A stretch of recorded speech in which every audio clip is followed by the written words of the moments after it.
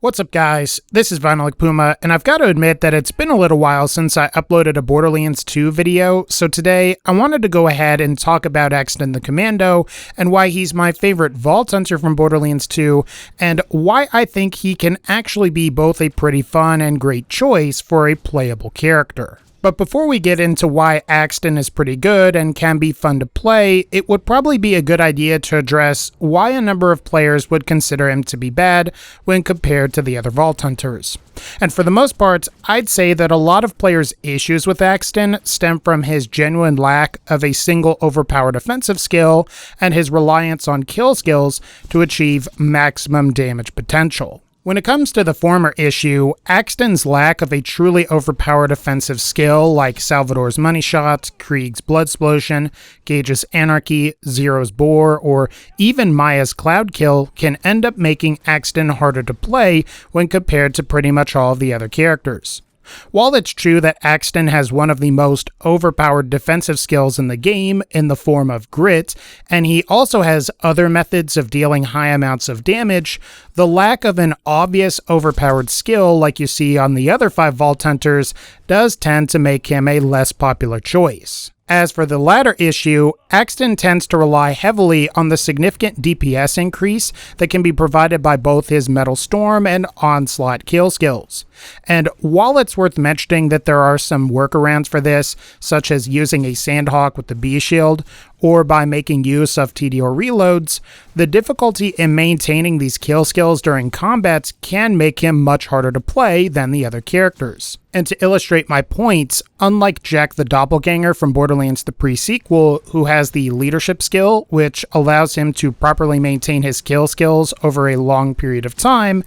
Axton doesn't really have that, and thus, I'd say he's nowhere near as powerful as he potentially could be. Ultimately though, I would say that these two things are why Axton is generally looked down upon among the community. And while there are a few other valid complaints, like how the countdown on Axton's action skill starts before the turret is actually deployed, and how the turrets in general can be squishy up against certain types of enemies, for the most part, I think it just comes down to the lack of a massively overpowered offensive skill and reliance on kill skills. However, I would say if you can get past these two issues, I'd still argue that Axton can be a wonderful character to play for a variety of reasons. To start, we should really talk about Axton's action skill. While it's certainly annoying that the countdown for Axton's saber turret starts before the turret is actually deployed, Axton's turret is still very useful and can prove to be a lifesaver in more tense situations. After all, Axton's turret can aggro nearby enemies, making them focus on dealing damage to your turrets rather than you or the people that you happen to be playing with. Plus, it's also not like Axton's turret isn't capable of putting out some decent damage as well, provided you spec for skills like Double Up, which allows the saber turret to fire slag bullets, or Scorched Earth, which allows the saber turret to fire rockets that deal fairly high damage. When you add in some other skills like Sentry, which increases turret duration, Resourceful, which improves turret cooldown, Longbow turret, which allows for longbow deployment in addition to boosting the maximum health of your turrets, and Gemini, which allows you to deploy 2 turrets instead of 1, Axton can use his turrets for not only crowd control against mobs, but also as a source of some fairly decent damage output, which can prove useful in both solo as well as cooperative play. It's also worth mentioning that Axton's Battlefront skill, which provides gun, grenade, and melee damage bonus, is only active while the turret is active,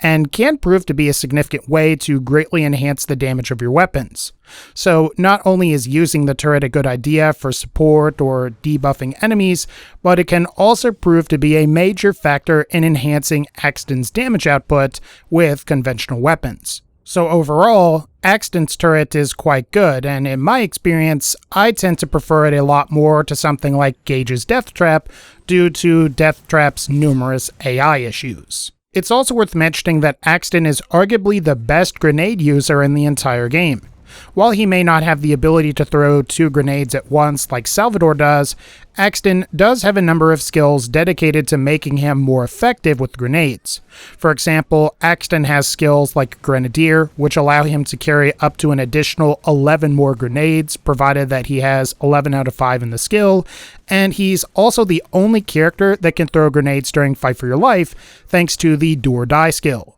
I also suppose it doesn't hurt that Do or Die, along with other skills like Steady and Battlefront, have the ability to further boost the amount of damage Axton can deal with grenades, making Axton more effective with them when compared to some of the other characters. I'd argue this is a pretty big deal, as some of the better grenades in the game, like the Fastball, Magic Missile, Chain Lightning, Stormfront, or Bonus Package, perform noticeably better or are simply more viable on Axton than they would be on other characters.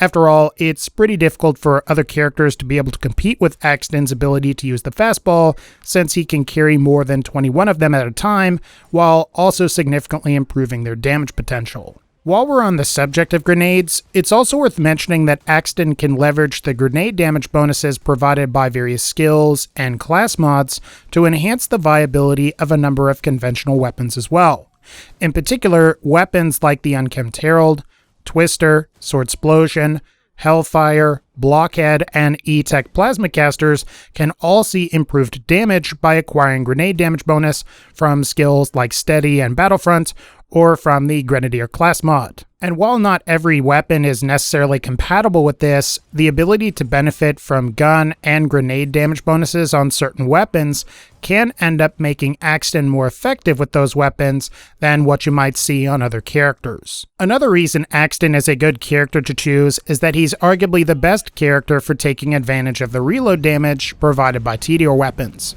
This is mostly due to the fact that Axton can boost reload damage via grenade damage bonus, but he also has a number of other skills like Ready and Pressure, which can boost reload speed, as well as some class mods like the Veteran class mod, which can boost both reload speed and magazine size.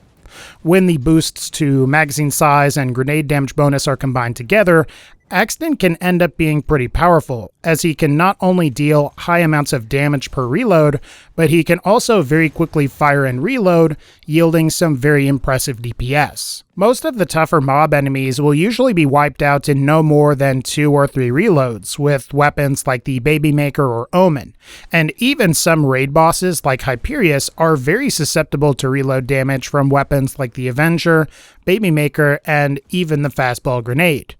And while I will admit that Tediore reload builds have their limitations, especially when going up against enemies that are highly resistant to splash damage like Saturn, I think you'll find that Tediore reloads are effective 99% of the time, and at the very least, a Tediore reload build on Axton is somewhat similar to melee builds on either Zero or Krieg, in the sense that it's a whole different playstyle from just firing conventional weapons. For our last thing, I mentioned earlier that Axton is noticeably lacking when it comes to having a single overpowered offensive skill. However, in place of a single overpowered offensive skill, Axton has Grit, which is arguably the best defensive skill in the entire game.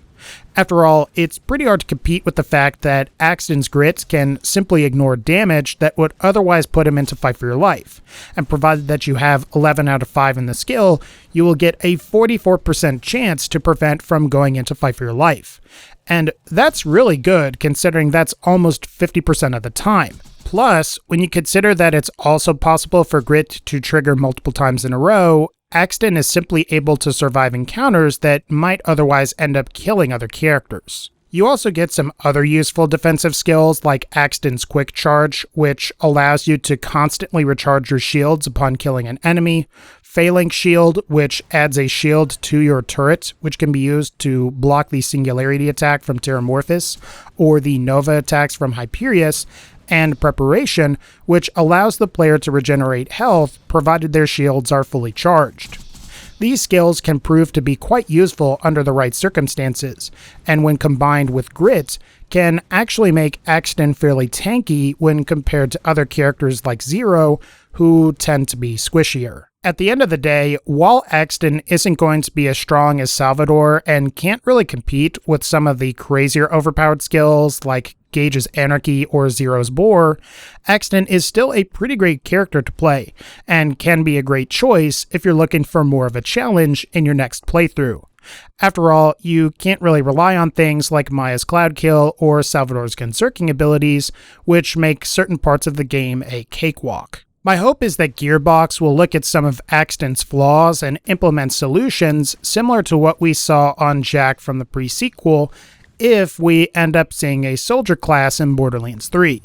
That way, Axton's full damage potential can be more easily realized during both regular combat as well as when going up against raid bosses. Otherwise, guys, I think that's going to wrap up this particular video. If you liked this video, feel free to leave a like, click the bell so you can be notified when I upload more videos, and also feel free to let me know what you think about Axton in the comments section below. Do you think he's good? Do you think he sucks? And would you change anything to make him better? Again, guys, leave that in the comments below, but as always, thank you all so much for supporting the channel, take care, and I'll see y'all next time.